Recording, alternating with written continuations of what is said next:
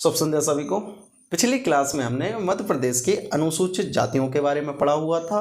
जो आज की क्लास है उसमें हमें पढ़ना है मध्य प्रदेश की अनुसूचित जनजातियां अर्थात शेड्यूल्ड ट्राइब्स के बारे में कि इनका जो वर्ष 2011 की जनसंख्या गणना अनुसार जनांकीय आकलन क्या है। उनके संदर्भ में जो विशेष आंकड़े दिए गए हैं जो परीक्षा की दृष्टि से काफ़ी महत्वपूर्ण हैं उनके बारे में आज हम पढ़ेंगे और इनको याद करने का प्रयास करेंगे। ठीक है, तो चलिए प्रारंभ करते हैं मध्य प्रदेश की अनुसूचित जनजातियों का जनांकीय आकलन, जिसमें सबसे पहले ये समझिए कि भारत में लगभग 11 करोड़ 10.43 करोड़ की जो जनसंख्या है वो जनजातीय जनसंख्या है।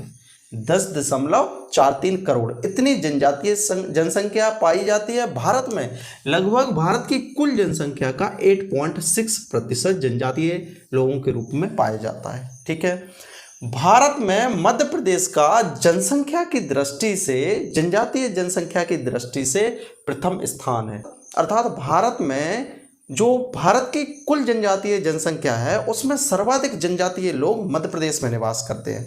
लगभग 1.5 करोड़ के लगभग अर्थात 1.55 करोड़ के लगभग जनजातीय लोग मध्य प्रदेश में निवास करते हैं। ठीक है, दूसरी बात, जनसंख्या की दृष्टि से तो प्रथम स्थान है ही, लेकिन प्रतिशत की दृष्टि से मध्य प्रदेश का भारत में 13वां स्थान है और कुल जनजातीय संख्या अर्थात 10.43 करोड़ इसका लगभग 14.69 लगभग 15% मध्य प्रदेश में निवास करता है।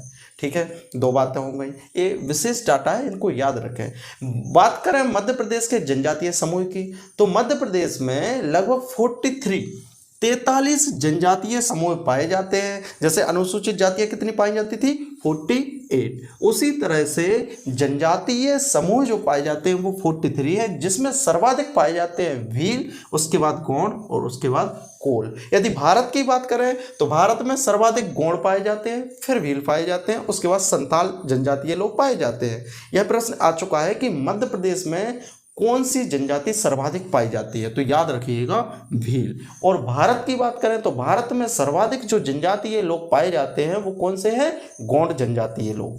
ठीक है, दोनों से संबंधित प्रश्न पूछे जा चुके हैं। ठीक है, जो भील जनजाति है लगभग 60 लाख अर्थात जो कुल 1.5 करोड़ की आबादी है जनजातीय आबादी, उसमें भीलों की जो जनसंख्या है वो है 60 लाख अर्थात लगभग 39% कुल जनजातीय लोगों का 39% भीलों के रूप में निवास करता है। जो भील जनजाति है वो स्पेशली धार, झाबुआ, अलीराजपुर वाले क्षेत्र में पाई जाती है।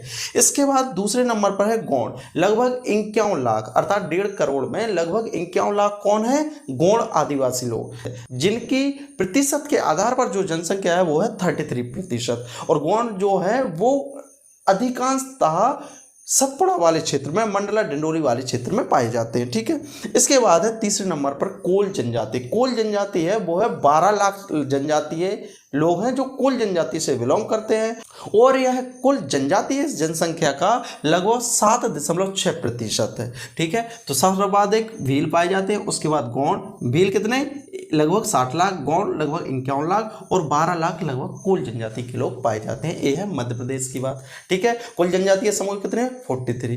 अब आते हैं इनका जो जनांक के आकलन है कि कहाँ पर इनकी जनसंख्या कितनी है, जिलेवार इनका अध्ययन करेंगे। ठीक है, तो कुल जनसंख्या 2011 के अनुसार मध्य प्रदेश में जनजातीय जो जनसंख्या है वो है 1.55 करोड़ 1.55 करोड़, जिसमें से 7% मतलब बहुत ही कम लोग हैं, क्योंकि जनजातीय लोग हैं या आदिवासी लोग हैं वो ज़्यादातर कहाँ पर निवास करते हैं, ग्रामीण क्षेत्रों में या प्रकृति के नज़दीक पहाड़ी इलाकों में निवास करते हैं।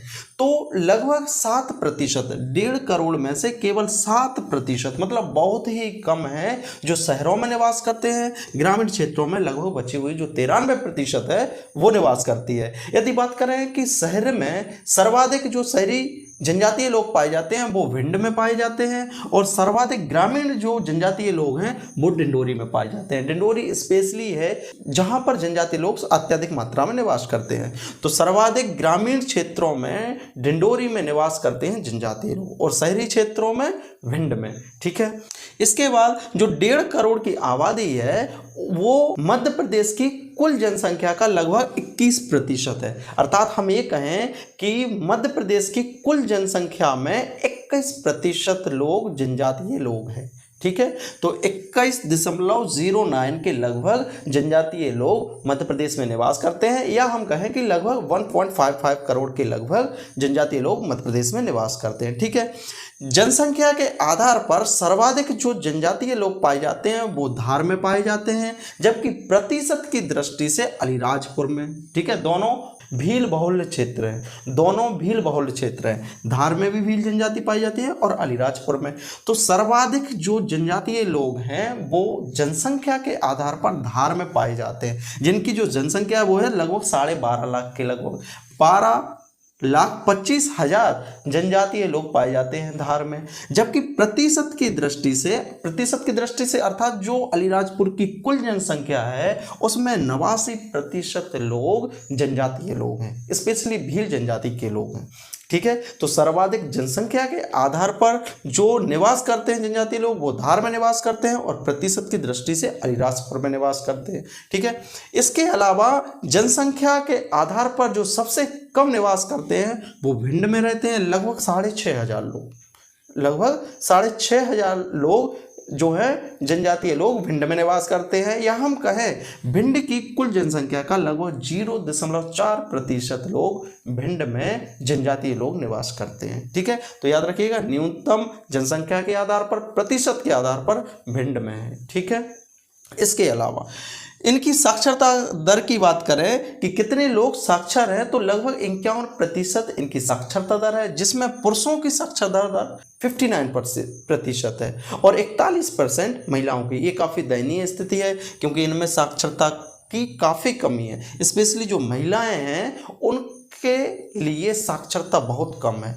जनजातीय लोगों में शिक्षा को उतना महत्व न दिया जाना, उनकी रूढ़िवादिता होना, समाज का पुरुष सत्तात्मक होना, अनेक ऐसे कारण हैं जिनकी वजह से इनकी जो साक्षरता दर है वो काफ़ी कम है, अर्थात लगभग 50%, केवल 50% साक्षरता दर है किनकी, जनजातीय लोगों की। ठीक है, इसके बाद जनसंख्या घनत्व, जैसे अनुसूचित जाति के लोगों का जनसंख्या घनत्व था 37, मतलब 1 किलोमीटर स्क्वायर एरिया में लगभग 37 अनुसूचित जाति के लोग पाए जाते हैं। उसी तरह से लगभग 50 व्यक्ति प्रति वर्ग किलोमीटर में जनजातीय लोग पाए जाते हैं, तो इनका जनसंख्या घनत्व क्या है, 50 व्यक्ति प्रति किलोमीटर वर्ग में। ठीक है, इसके बाद है लिंगानुपात की 984, लिंगानुपात काफ़ी अधिक है, मतलब हम ये कहेंगे कि जनजातीय लोगों में लिंगानुपात काफ़ी अच्छा है, मतलब यहाँ पर प्रति 1000 पुरुषों में, प्रति 1000 जनजातीय पुरुषों में 984 महिलाएं हैं। इसलिए आपने देखा होगा कि बहुत सारे क्षेत्रों में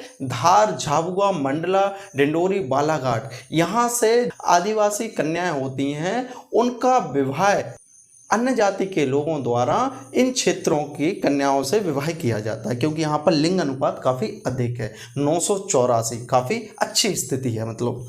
ठीक है, मध्य प्रदेश की सबसे बड़ी जनजातियाँ हैं वो भील, गौड़, कोल, इनके बारे में मैंने बता ही दिया है। ठीक है, तो ये हो गया मध्य प्रदेश की अनुसूचित जनजातियों का जो आकलन है, जनांक के आकलन, उसके बारे में। जो अगली क्लास होगी उसमें हम पढ़ेंगे मध्य प्रदेश की अनुसूचित जनजातियों से संबंधित जो राज्य स्तरीय संगठन है और उनकी संवैधानिक स्थिति क्या है उसके बारे में पढ़ेंगे। ठीक है, तब तक के लिए बहुत बहुत शुक्रिया।